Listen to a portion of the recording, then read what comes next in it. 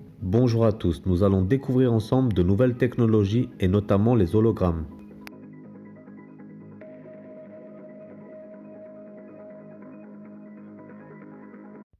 Et alors dites-nous tout, donc on est à peine habitué à la 4G, qu'on va bientôt passer à la 5G. Exactement, c'est la star du salon, la 5G.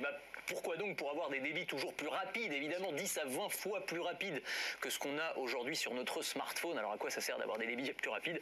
On pourra par exemple télécharger un film en moins d'une seconde, charger des vidéos en moins d'une seconde, et des vidéos en ultra haute définition. Je vous parle souvent de la 4K, on va avoir maintenant des formats 8K qui vont arriver, qu'on va pouvoir charger quasiment instantanément. Oui, non mais c'est vrai. C'est vrai. Non mais il y a un niveau de définition quand même qui est assez impressionnant. Et puis surtout, ce qui est très intéressant avec cette technologie 5G, c'est qu'il n'y a plus de latence. Tout se fait quasiment instantanément. Et ça va être utile notamment pour ça, pour gérer les millions de voitures autonomes qui vont débarquer sur nos routes dans les années qui viennent. Vaut mieux que ça se fasse à la milliseconde près, parce que vous imaginez bien, sinon il peut y avoir des accidents. Donc ces voitures qui vont devoir récolter et gérer des millions et des millions d'informations chaque seconde, eh bien ces réseaux surpuissants vont leur permettre de faire ça quasiment instantanément. Il y a une autre application aussi où la 5G va être très importante, c'est la médecine. Les applications je savais bien, de téléchirurgie, c'est-à-dire le médecin qui est à Paris, qui va pouvoir opérer un patient qui est à New York via un robot. De réseau, ça peut être... Voilà, le syndrome... je fais quoi maintenant? Il y a du bruit, je suis dans un tunnel, ça fonctionne pas là, il faut pas. Donc évidemment, la 5G, on voit bien l'intérêt que ça peut avoir. Et on est même en train, certains équipementiers, ils travaillent avec des laboratoires de recherche, travaillent sur des gants haptiques pour les chirurgiens, c'est ce qu'on voit ici. C'est-à-dire des gants qui vont permettre à un chirurgien qui se trouve encore une fois à Paris d'avoir la sensation de toucher un patient qui se trouve à l'autre bout du monde. Et là encore, il faut des réseaux absolument phénoménaux pour pouvoir... Ou des très grands bras. Ou des très très grands bras. C'est l'autre option, mais c'est moins courant. Donc ils se sont dit, on va quand même développer la 5G au cas où. Et puis on pourra aussi passer des appels bien spécifiques en hologramme. En hologramme, oui. Alors je sais pas si j'ai besoin de réexpliquer ce que sont les hologrammes.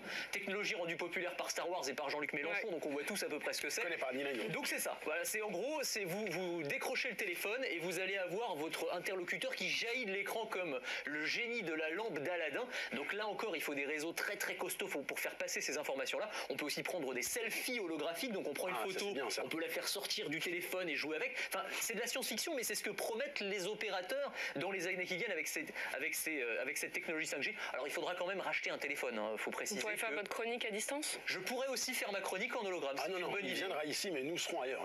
Oui, vous serez en hologramme. On peut imaginer toutes les configurations. Enfin, c'est quand même assez fou, quoi. Cette techno qu'on voyait effectivement dans Star Wars, dans tous les films de science-fiction, qui va devenir une réalité, notamment grâce à la 5G. Bon, alors c'est bien la 5G, mais on a déjà parfois du mal avec la 3G. Oui, c'est ça. Alors je sais bien, parce que beaucoup de ceux qui nous regardent vont se dire, mais attendez, moi j'ai déjà du mal à capter un bout de 3G là où j'habite. Qu'est-ce qui nous parle de 5G? Et vous avez raison, c'est-à-dire que ça va prendre du temps, évidemment, et ça va prendre, j'allais dire, malheureusement un peu plus de temps chez nous, probablement. Dans certains pays, en Corée du Sud, aux États-Unis, Corée du Sud très connectée évidemment. Il y a eu des premiers tests pendant les JO. Il va y avoir un premier déploiement commercial dès cette année. Chez nous, ça va prendre un petit peu plus de temps. L'Union européenne demande que chaque État membre ait une ville où la 5G soit déployée à l'horizon 2020. Et le vrai déploiement à grande échelle, il va plutôt se faire entre 2020 et 2025. Donc on a encore un petit peu le temps pour économiser, pour s'acheter ces nouveaux smartphones qui sortiront dans les années qui viennent. Ça va arriver vite. Merci Anthony.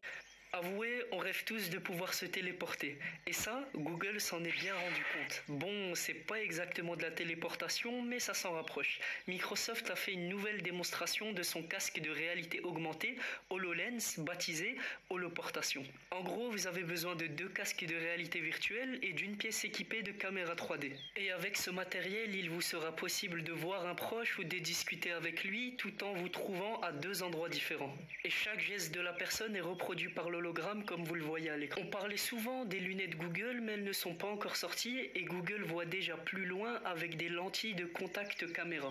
En fait, la caméra devrait s'intégrer dans les lentilles sans en affecter son épaisseur ni sa correction visuelle. Mais bon, c'est une prouesse technique qui n'est pas encore réalisée actuellement, mais qui pourrait devenir réalité dans quelques années. Numéro 8, l'hologramme géant. Magic Leap, une société spécialisée dans la réalité augmentée, a diffusé sur son site internet une petite vidéo d'une baleine apparaissant au milieu d'un gymnase rempli d'élèves. Bon, en vrai, ça se passe pas comme ça. En fait, c'est grâce à des lunettes spéciales que Magic Leap est capable de superposer des objets numériques à la réalité. Donc en fait, dans la vidéo, les enfants ne voient pas la baleine, mais nous, oui, tout simplement car la caméra a été placée derrière les lunettes de Magic Leap. La réalité virtuelle est un dispositif technologique informatique sous forme de casque, de lunettes ou lentilles. pouvant être reliés à des joysticks, des pistolets, etc. Ceci stimule l'utilisateur dans un environnement interactif et virtuel généré par des logiciels, qui permet une expérience sensorielle qui peut inclure la vue, l'ouïe, l'odorat et le toucher. La réalité augmentée rajoute des éléments virtuels dans un environnement réel. Même le monde tel que nous le voyons est une copie de l'original. En effet, des particules de lumière nommées photons voyagent de l'objet observé jusqu'à l'œil qui traverse le cristallin où elles sont réfractées pour se projeter sur la rétine à l'arrière de l'œil, où les rayons sont transformés en signaux électriques transmis par des neurones au centre de la vision à l'arrière du cerveau, où se déroule l'action de tout ce que nous voyons et percevons, un peu comme dans une salle de cinéma. Et notre cerveau fonctionne comme un ordinateur quantique qui interprète des signaux neuroélectriques et neurochimiques, ce qui est notre perception du monde. Nous allons désormais procéder à une analyse prophétique biblique. Au chapitre 13 de l'Apocalypse, nous avons une description d'un système despotique mondial, économique et religieux interrelié par des implants RFID sous-cutanés et cérébraux, vouant une vénération par le moyen d'une image animée qui peut être hypothétiquement des hologrammes produits par la réalité virtuelle. Dans la Bible, l'idolâtrie est associée aux images, mais Christ est l'image spirituelle de la gloire de Dieu qui s'expérimente dans le cœur. En effet, à de nombreuses occurrences, dans le texte biblique, le cœur y est décrit comme étant un organe intelligent, ce qui corrobore la science qui atteste que le cœur détient des neurones sensoriels. Merci pour votre attention.